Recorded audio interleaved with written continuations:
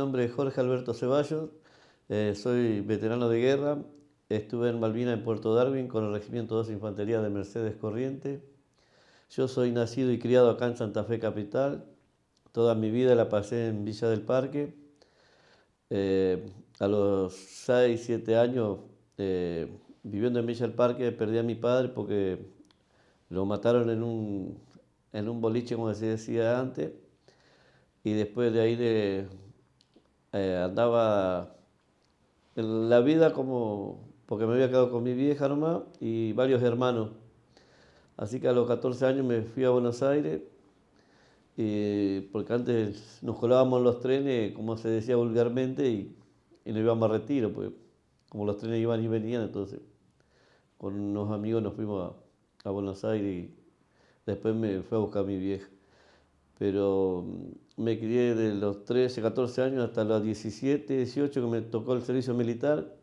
Yo salí sorteado con el número 841 que me tocaba aeronáutica, pero como estaba en Buenos Aires y me fui a presentar a Ramón Mejía, no me incorporaron, me mandaron de nuevo para Santa Fe. Y cuando volví a Santa Fe, me presenté en el 12, acá en el regimiento 12 que estaba acá, y me hicieron la revisación médica y quedé apto para ir incorporado al regimiento 12 de Mercedes Corrientes. Antes de que te sortearan para continuar tu relato, ¿qué pensabas hacer de tu vida cuando eras adolescente? ¿Qué te veías en el futuro? Bueno, en esos tiempos no veía nada en el futuro porque era chico, me había quedado sin mi viejo, mi mamá trabajaba en casa de familia, nosotros para comer, por ejemplo, no nos alcanzaba, entonces íbamos a un mercadito, le decían el Mercadito Norte, acá en Santa Fe, con unos amigos y limpiábamos los puestos de, de los pollos, de la carne, de las verduras. Entonces siempre nos daban un poco de carne, de pollo. Inclusive sabía bien una cooperativa también que era de lo municipal ahí en el mercadito y cuando nos quedábamos a limpiarla el hombre siempre nos daba un par de zapatillas, unas medias o un vaquero o algo de eso. Para nosotros, pues no, éramos re pobres. Así por eso un día decidimos irnos en tren de joda, de creernos más vivos a Buenos Aires, como el tren siempre pasaba por acá y cuando pasaba por cerca de mi casa se frenaba, porque hay como una curva entre Santa Rosa y Villa del Parque, entonces aprovechamos y nos subíamos al pasajero y nos íbamos a Retiro. Siempre nos íbamos escondiendo de los guardias, pues la especie de los trenes de antes tenían como un acordeón en el medio para... Cuando venía el guardia nos quedábamos ahí, cuando pasaba nos metíamos de nuevo. Y allá en Buenos Aires yo vivía en José León Suárez, en la casa de unos primos, y mis tíos eran albañiles y mis primos trabajaban había ferias en Urquiza, Pueyrredón, Drago, colegiales. Entonces íbamos con ellos a limpiar, a acomodar los cajones, a hacer mandado para traer como se decía antes, el bagallo al rancho. Después de ahí, cuando me tocó el servicio militar, que salían en los diarios los números sorteados antes, buscamos por el número de documento y me había tocado el 841. Supuestamente era aeronáutico. Me fui a presentar a Ramón Mejía y no me incorporaron porque yo pertenecía acá a Santa Fe, así que me tuve que venir a Santa Fe y me hicieron la revisación médica, quedé acta y después nos vinieron a buscar en tren para ir a Corrientes. Después, cuando estuvimos en el servicio militar, fue algo. Por ejemplo, en mi familia, cuando yo me llevaban al servicio militar, no podía comunicar con nadie, simplemente porque éramos medio ignorantes o porque mi vieja no tenía tiempo, porque éramos casi 11 hermanos, somos nosotros. Y tengo hermanos más grandes y hermanas, y tengo hermanos más chicos, entonces los más grandes ya se andaban por otro lado y mi vieja se quedaba con nosotros, que éramos los más chicos. Así que cuando yo fui al servicio militar, de mi vieja nunca tenía noticia. Pero el servicio militar me cambió mucho la vida a mí, igual que a los 50 creo que fuimos de acá de Santa Fe al Regimiento 12, porque aprendí muchas cosas buenas, por lo menos comía todos los días en ese tiempo. Las instrucciones que nos daban nos sirvió después en Malvinas. teníamos oficiales y suboficiales buenos y algunos oficiales y suboficiales malos, como en ese tiempo venían cadetes de la escuela de Campo de Mayo, cuando llegaban los soldados nuevos, inclusive eran suboficiales que tenían 20 años, recién que salían de la escuela, entonces se hacían jefes de grupo ellos. A mí me tocó ser el del tercer grupo con el cabo Marcial, Edmundo Marcial, que después murió en Malvinas. Estuvo en la sección apoyo. Yo era tirador 4 del grupo de él. Hice todo el servicio militar y todas las instrucciones con él. Después, en el tiempo de Malvinas, nunca supimos nosotros que íbamos a ir a Malvinas. Un día nos levantaron, nos hicieron preparar el equipo de ligero, los bolsones, nos dieron el armamento y nos subieron en un tren, en Mercedes, nos llevaron a Paraná. Después de Paraná y nos llevaron en un avión a Santa Cruz. Estuvimos en una especie de gimnasio así, hasta que después nos llevaron a Malvinas, en un 707. Cuando llegamos a Malvinas, llegamos de mañana, frío bárbaro, así, tuvimos que dormir al costado del mar porque no podíamos armar las carpas. Después, el otro día, bueno, nos empezaron a destinar y ahí nos entramos a separar los grupos que éramos más o menos así. Por eso el cabo Marcial fue a la sesión apoyo y yo fui con otro grupo. Mi jefe de grupo era el teniente Garra. Fuimos a Darwin nosotros. Estuvimos en el cerro cuando hacen el desembarco los ingleses, los primeros que se enfrentan. Estábamos nosotros, una fracción del 12 y una del 25, donde ellos hacen el desembarco de Malvinas. ¿Cómo fue esa situación? Venir los ingleses, desembarcar. Los días previos también ustedes ya sabían que estaban... Los días previos a nadie nos decía mayormente nos decían que no iban a llegar, que no podían llegar por la distancia y todas esas cosas. Y vivíamos haciendo trinchera, pozo de zorro, continuamente de guardia. Hacíamos una vida preparada para estar en combate, pero la mayoría de nosotros los soldados no pensábamos que íbamos a llegar a combatir en Malvinas, porque no teníamos información tampoco, nadie nos decía nada, solamente nos hacían hacer los pozos zorros, prepararnos las visiones nocturnas, todas esas cosas se hacían por si llegaba a aparecer para hacer los combates. ¿Los bombardeos? Bueno, los bombardeos fueron terribles, los bombardeos.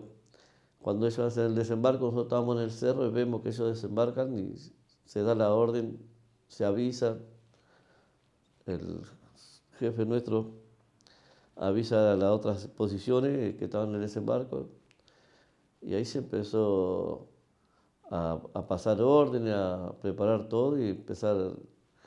Veíamos los aviones que pasaban al ras del agua, los aviones cuando empezaron a hacer los combates. Una vez estábamos en el cerro hacia arriba y pasa un avión al ras del agua y se levanta delante de nosotros.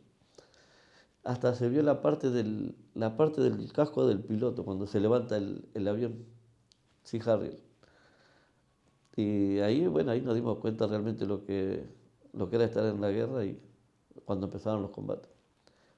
Mayormente en la parte norte se hacían los combates nocturnos. Supuestamente era por el frío, porque el soldado estaba con frío, con miedo. Entonces los combates mayormente se hacían nocturnos.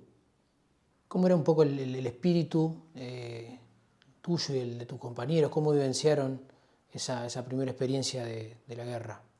Bueno, los primeros días era de miedo, de tratar de sobrevivir, de que gracias al miedo que tuvimos pudimos sobrevivir. El miedo a mí, yo siempre digo que el miedo me ayudó a hacer cosas imposibles que pensé que podía hacer. Por ejemplo, cuando yo estaba con Alegre de Charata Chaco y cuando se arman los combates en cambios de posición, así, cuando mi compañero recibe un tiro en el pozo Zorro que lo tira para atrás, por ejemplo, ahí donde viene el teniente Garra y me saca del Pozo Zorro del Camperón y me pega un par de cachetadas y me hace retroceder para atrás para que volviera a reaccionar. Porque yo me había puesto a gritar y a llorar con el fal en la mano. Y gracias al miedo, como digo siempre, pude sobrevivir y hoy lo puedo estar diciendo. Que tener miedo en una guerra no es de cobarde, sino es algo que se vive. Algunos viven de otra manera y unos lo viven de otra manera. Sería, sería bueno saber que gracias al miedo se pueden hacer muchas cosas, aún estando en una guerra. Como salvar compañeros, arrastrar a un compañero herido. Eh, no me quiero quebrar, pero por eso digo que no quiero que se olviden de la sangre derramada. Se, se vieron combates muy malos, muy feos y se escuchaban mucho llorar, gritar. Por ejemplo, anécdota con el cabo Barús o el cabo Adalia, compañero nuestro del 12, Busceme, Ricardo Mendoza. Y después es que se había que seguir combatiendo, a pesar del miedo y de gritar y todas esas cosas, porque se veía que era realmente la guerra como tenía que ser. ¿Cómo fueron sosteniendo el intercambio de fuego con el enemigo? ¿Cómo fue el combate? Y los combates fueron, nosotros a pesar del armamento que teníamos, creo que le hicimos una buena batalla a ellos, porque ellos se dieron cuenta realmente que nosotros después nos enterramos. En ese momento nosotros pensamos, eh, con los fales que teníamos, era imposible hacer una guerra a ellos con el armamento que ellos tenían. Por lo sofisticado que tenían ellos, hasta la ropa creo que tenían más sofisticada que nosotros, porque se sentía como una irradiación de calor.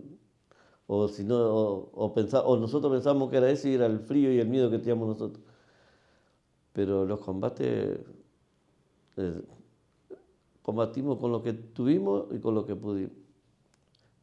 Cuando no se podía combatir, se retrocedía y los que estaban atrás nuestros seguían combatiendo y después nosotros atrás de ellos haciendo lo mismo. ¿Algunas otras vivencias que vos digas que te marcaron también en esos momentos tan difíciles? Bueno, lo que más después nos marcó es la falta de municiones, la falta de que no nos llegaba el alimento, la comida. Nosotros sabiendo que teníamos en el puerto, había container con comida, pero no nos podía llegar por por el terreno, por los bombardeos, y porque teníamos que bajar de la montaña a buscar la comida y no se podía a veces bajar por los mismos bombardeos, por el tiempo, por el frío también. Pero siempre supimos que teníamos comida ahí, pero nunca llegamos, no podían llegar donde estábamos nosotros, tuvimos como 5 o 6 días, 7, sin que nos llegara arriba la comida. Después, por ejemplo, un compañero mío, Raúl Ortega, también tuvo problemas, que lo habían estaqueado. Él nunca quiso decir que lo estaquearon, pero lo vimos con otros compañeros y eso es lo que nos marcó para toda la vida porque estábamos viendo cómo estaqueaban nuestros propios soldados, nuestros propios jefes. Y después nunca más, no sé si ellos volvieron, los que lo estaquearon a él o no. Pues después que volvió Malvinas, nunca más lo volvimos a ver ni supimos más de esa gente. Pero eso nos marcó mucho a nosotros y nos bajó mucho la moral en ese tiempo en Malvinas. Porque veíamos que no tenía que pasar eso con nosotros. Porque según era el estar el compañero con compañero y espalda con espalda, como se dice. Pero nosotros compañeros nuestros por comer, que sea que ser estaqueado, no lo veíamos así. Por ejemplo, una anécdota de Malvina, cuando estábamos en el supermercado del pueblo, que estábamos retrocediendo, que no teníamos comida, un soldado entró y empezó a sacar chocolate. Y sacábamos los chocolates y nos metíamos en, la- en los bolsillos del pantalón y comíamos chocolate dentro de la carpa, que era lo único que podíamos comer, porque no llegaba la comida. Y si no, las patas de los corderos que estaban colgadas ahí en los graneros de los kelper. Lo que sí, nunca nos metimos en la casa de ningún kelper, siempre se respetó al civil, nunca se faltó respeto a nadie porque la gente no tenía nada que ver, solamente combatíamos soldado contra soldado. Cuando nos estábamos quedando sin municiones, empezamos a retroceder hacia el pueblo y los que estaban atrás de nosotros tomaron el lugar de nosotros y hicieron los combates ellos mientras nosotros nos abastecíamos con las municiones. Después de ahí, cerca de nuestras posiciones estaban Raúl Adalia, el Cabo Baruzo, Sergio Buscemi, éramos todos del mismo regimiento, pero teníamos una distancia bastante larga para combatir, pero estábamos todos en el mismo cerro combatiendo. Bien, ¿cómo llega la decisión de rendirse y en dónde los encuentra a ustedes? Cuando nos llega la orden de parar el fuego es porque el general Moore recibe una orden de la primer ministro, la señora Thatcher, y que no le importaba arrasar el pueblo ni los kelpers, nada, porque ella sí o sí tenían que tomar Malvinas de nuevo. Entonces agarran 2 soldados prisioneros y le mandan una orden al teniente coronel Piaggi de la información que tenían ellos, que no le importaba arrasar el pueblo. El tema era que ellos tenían que tomar Malvinas sí o sí. Entonces el coronel Piaggi después pasa esa orden a los oficiales y suboficiales que estaban a cargo de cada grupo, de cada sección en combate, para hacer un alto del fuego para él poder ir a hablar con el general Moore. Mientras estábamos en el pueblo ahí, el coronel Piaggi pasa la información y nos hacen formar delante de nuestra bandera. Y ahí el coronel Piaggi nos hace la información de que habían parado el fuego, un cese el fuego porque él no quería que le mataran más a un soldado. Que no quería que le maten más a un soldado, que era preferible parar el combate y no que muera un soldado más de él. Entonces ese día llegó el cese del fuego y nos tuvimos que dejar las armas para formarnos delante de nuestra bandera, que eso es lo que más me dolió. No sentí tanto a veces perder un compañero en combate, y lo que más me dolió fue cuando nos sacaron la bandera. Porque se veía tan hermosa flameando ahí cuando había sol. Y era como que todo lo que hicimos, todo lo que se hizo y toda la sangre que estábamos dejando, se iba así como que se iba nomás. Entonces yo me puse a llorar. Yo creo que mucho también se lloraron. Yo creo que hasta el teniente coronel Piaggi lagrimeaba cuando nos sacaron la bandera. Así que ahí fue nuestros últimos días de combate en Darwin. ¿Te encontrás años después en una foto mientras eras prisionero de los británicos? Contanos un poco esa anécdota. Bueno, cuando estábamos prisioneros, nos llevaron a una especie de corral así, que hicieron como un campo de concentración, una especie de frigorífico de ovejas, y nos hacían meter ahí para calentarnos, para secarnos la ropa, y venían los ingleses y sacaban compañeros así para ir a juntar los camaradas caídos. Como estaba todo minado, ¿no? Había una parte de toda minada, entonces los compañeros ahí juntaban los cuerpos y iban apilando para después depositarlos en el cementerio. Eh, Mientras estábamos ahí, nos metían en una especie de frigorífico para secarnos la ropa y nos daban de comer un pocillo de café, un cigarrillo y una lata de comida recalentada. Por ejemplo, eran las 10 de la mañana, hasta las 7 de la tarde de nuevo se volvía a repetir la misma. Eran los días los mismos, esa comida nomás y eso, la actividad que teníamos nosotros ahí. Hasta que nos llevan en helicóptero al barco al Norland Hull para trasladarnos a Montevideo. En ese trayecto que nos llevó el helicóptero, primero en el campo de concentración, me sacaron una foto que estoy justo atrás de la alambrada. Después, en una especie de para cruzarnos al otro barco, en el helicóptero nos llevan.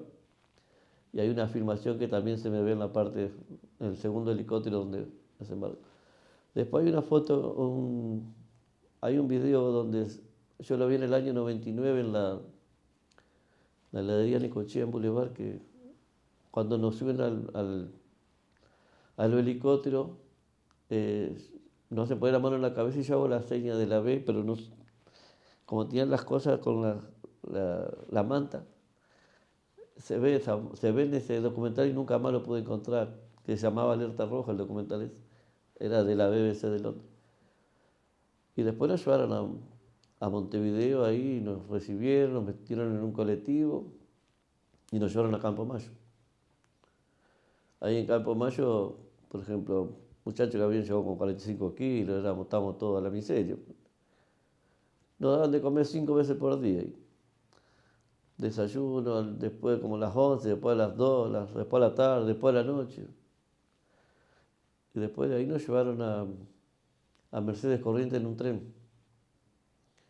Y en el tren que íbamos a Mercedes Corrientes, ahí había vagones que tenían los cajones con los FAL para culata rebatible modelo 81. Y nosotros fuimos con el FAL del año 50, por lo menos, a Malvinas. La diferencia que había de pensamiento para ir a una guerra, ¿no? Teniendo fusiles nuevos, con culata rebatible, fuimos con el FAL 7,62.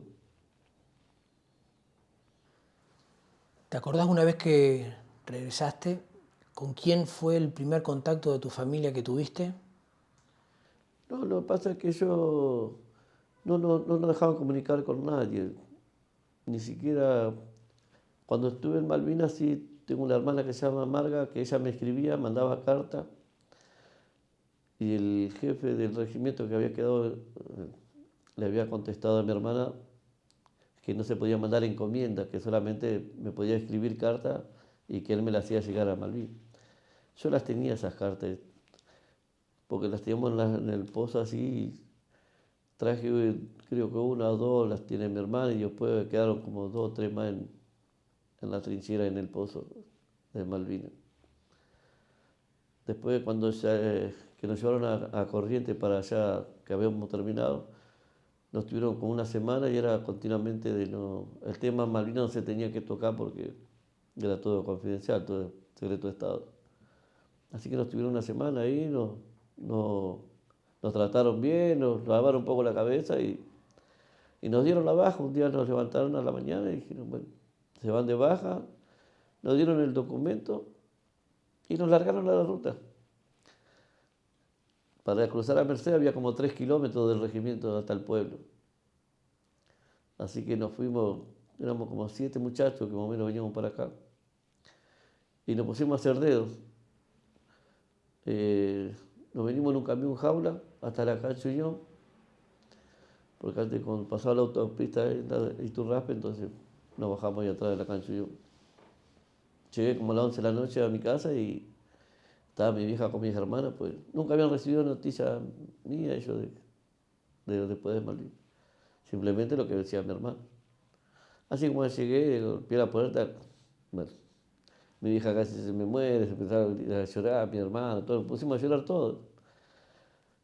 Después vino lo peor, lo otro. La posguerra fue lo que nos terminó haciendo más daño que la misma guerra. Porque la sociedad había hecho tanto por nosotros que eso se lo vamos a deber toda la vida, pero la clase política que después estuvo en el gobierno nunca nos dio lo que, por lo menos la atención médica que queríamos nosotros o que querían nuestros familiares. Recuerdo que salíamos a pedir trabajo, ir a la municipalidad, a la legislatura, a otros lugares para conseguir trabajo. Entonces nos miraban el documento y nos decían, ustedes tuvieron Malvinas, vos tuviste Malvinas, sí, bueno. deja los datos que te vamos a llamar la semana que viene. Deja los datos, y donde íbamos nos decían lo mismo, ¿no? Éramos los locos de la guerra, como nos decían. Entonces yo tomé un camino equivocado en ese tiempo porque me equivoqué mucho. Hice cosas malas. eh, Tuve que estar preso también. Pero no me quedaba otra cosa. No era que yo quería hacer lo que hacía. Es que no tenía cómo comprar un pantalón, una camisa, o cómo ayudarle a mi hija para tener para parar la olla, como se dice. Entonces me costó mucho y perdí muchos años también en eso. Me iba a Buenos Aires, venía, andaba. No podía conseguir trabajo en ningún lado hasta que nos empezamos a organizar. Eh, con unos muchachos empezamos a juntarnos para armar algo, para pedir cosas, formar un centro, una agrupación. Entonces ahí empezamos a juntarnos y a pedir algo para tener una obra social, un reconocimiento a las madres de nuestros caídos, a las esposas o a los hijos de los que habían quedado en Malvinas. Esa fue la primera lucha que tuvimos nosotros pensando, después de ello, venir nosotros, conseguir algo para nosotros, por ejemplo, que sea una obra social o tener un trabajo. Tuvimos que hacer muchas marchas, muchos quilombos. Viajábamos a Buenos Aires, peleábamos con la policía, los políticos no nos recibían.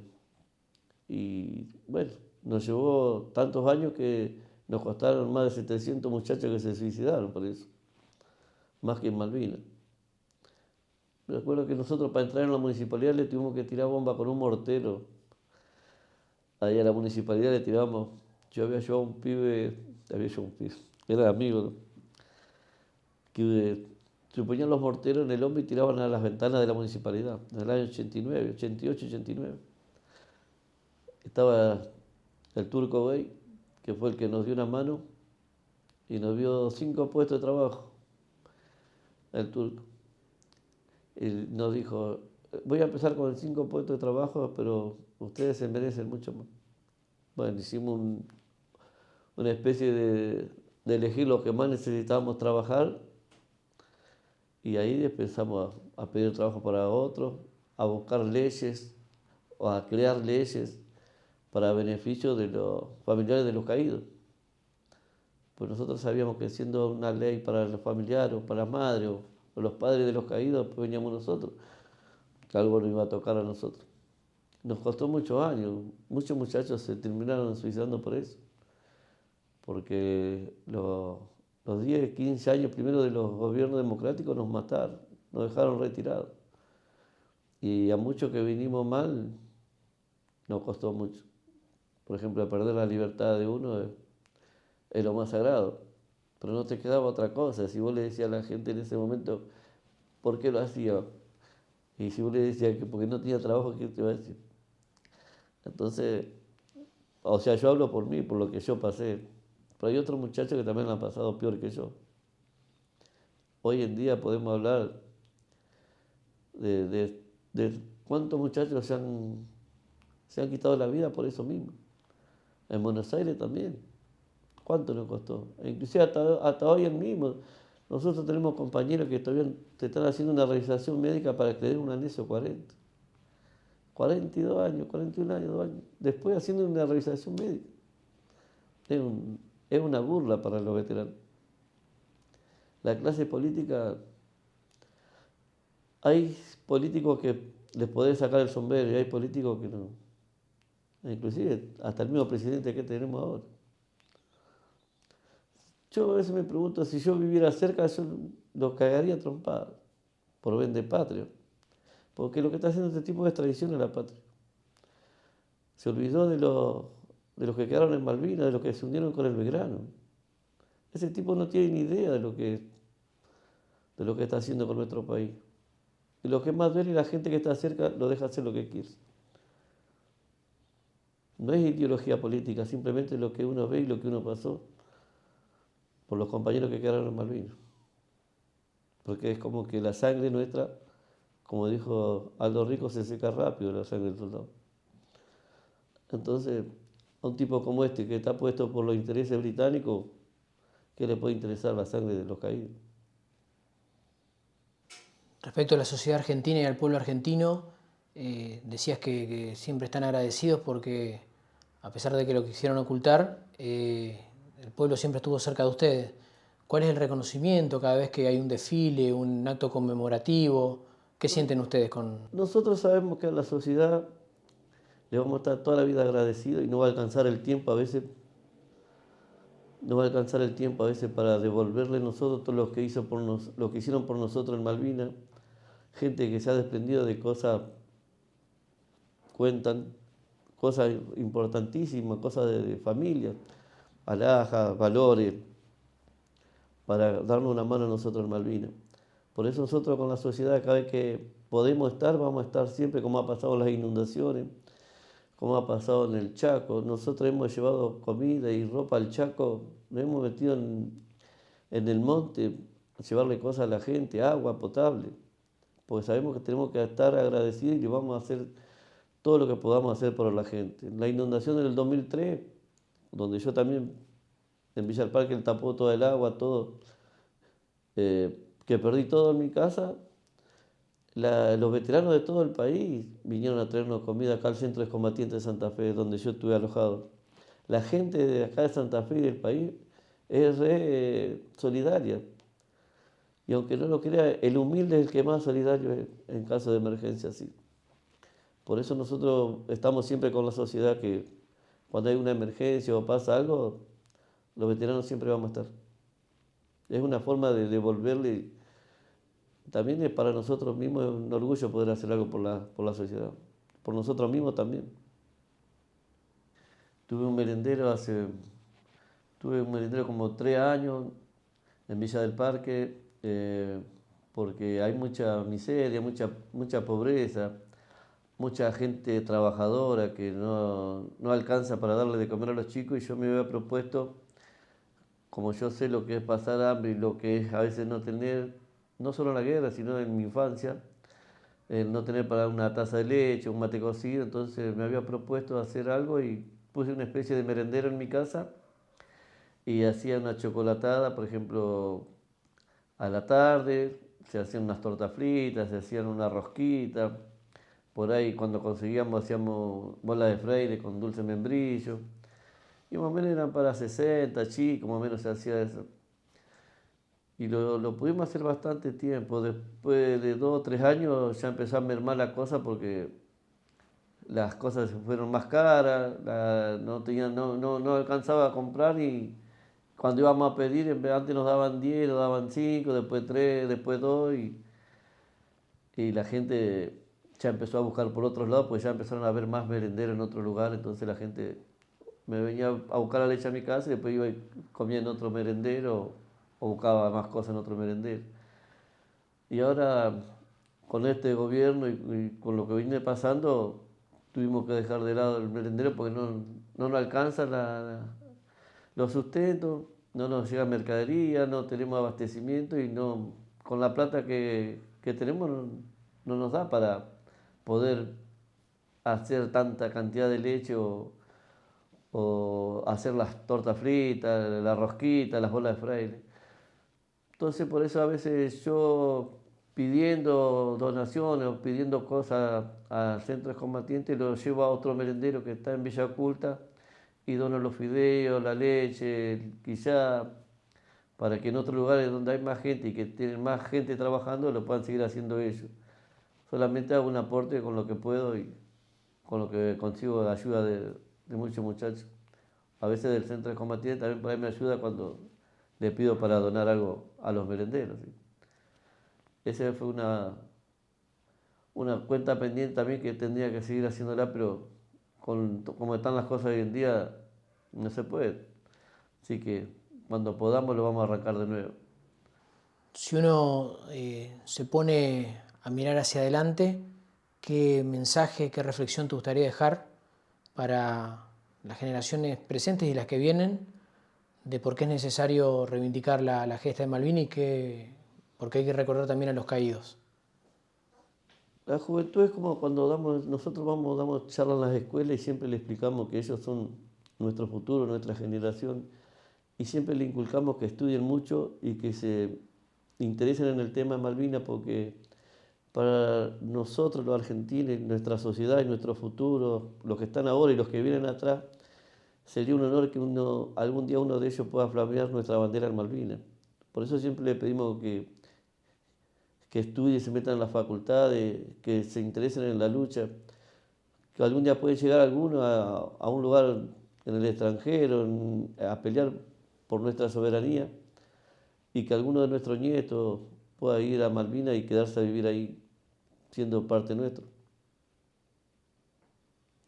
Está en la sociedad de los chicos, que ellos, porque uno cuando da charlas se interesa mucho, los chicos prestan mucha atención y después preguntan y qué es y por qué y todas esas cosas. Entonces nos damos cuenta nosotros que el tema de Malvinas le interesa mucho, aún a los chicos más chicos. Y nosotros lo que nos interesa es que ellos llegue uno por lo menos a la isla y un día vea la celeste y blanca allá arriba. Ese es tu gran sueño. Ese es mi gran sueño, y mi gran sueño es volver también. Lamentablemente no puedo volver, pues no, la economía no me da, pero eh, si tengo que morirme, quisiera volver a morirme allá.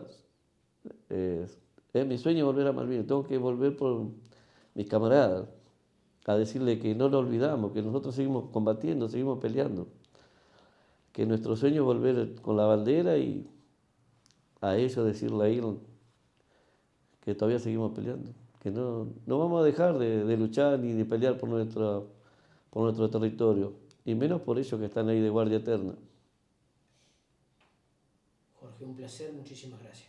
No, muchísimas gracias a ustedes y ojalá que la juventud tome conciencia y, como yo digo, ojalá que algún día alguno pueda estar en nuestra isla con nuestra bandera.